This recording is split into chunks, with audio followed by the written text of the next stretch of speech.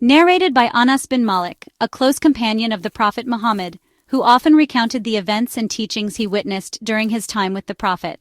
His narrations provide us with a vivid picture of the life and times of the early Muslim community. While we were sitting with the Prophet in the mosque, a place that served not only as a center for prayer but also as a hub for community gatherings and discussions, we were engaged in a conversation about faith and daily life.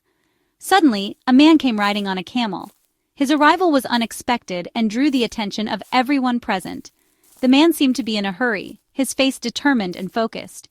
He made his camel kneel down in the mosque, a gesture that indicated his respect for the place and the people within it. The camel, obedient and well-trained, knelt gracefully, allowing the man to dismount with ease. The man then tied its foreleg, ensuring that the camel would not wander off or cause any disturbance. This act of tying the camel's foreleg was a common practice among travelers to keep their animals in place.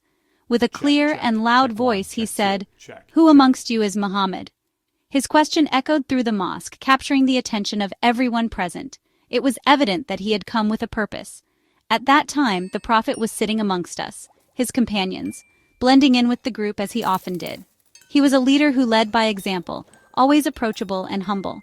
The Prophet was leaning on his arm, a relaxed and thoughtful posture that showed his readiness to engage in conversation and address any concerns or questions that might arise.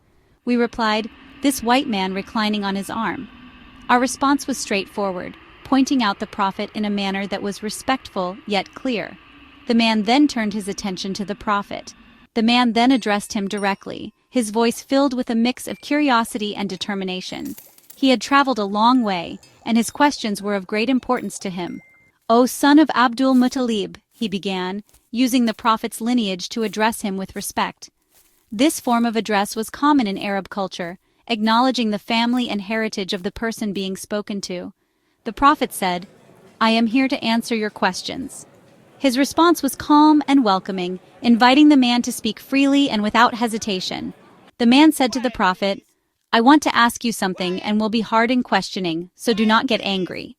His words were direct, indicating that he sought honest and clear answers, even if his questions might seem challenging.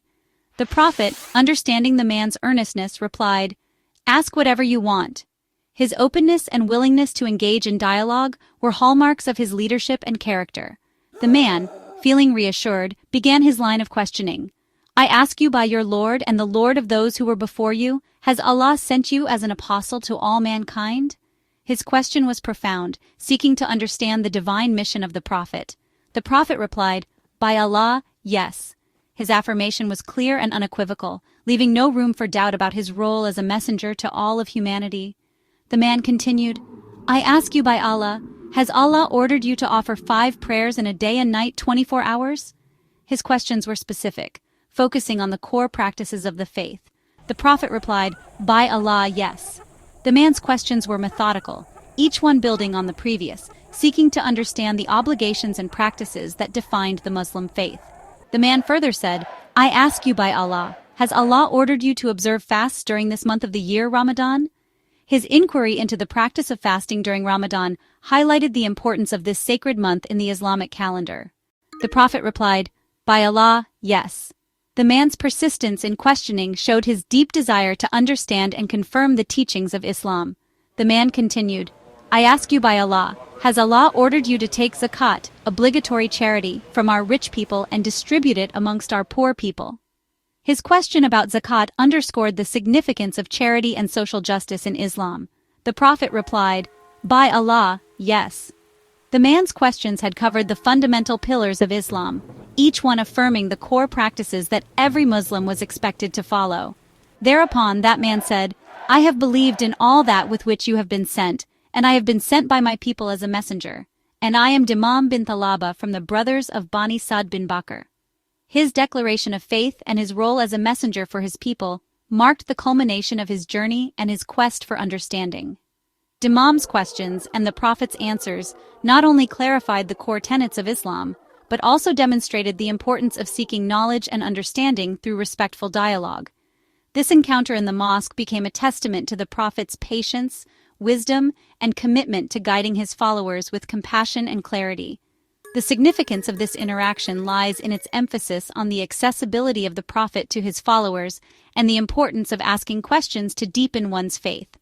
Dimam's approach, though direct and firm, was met with kindness and openness, reflecting the Prophet's inclusive and understanding nature.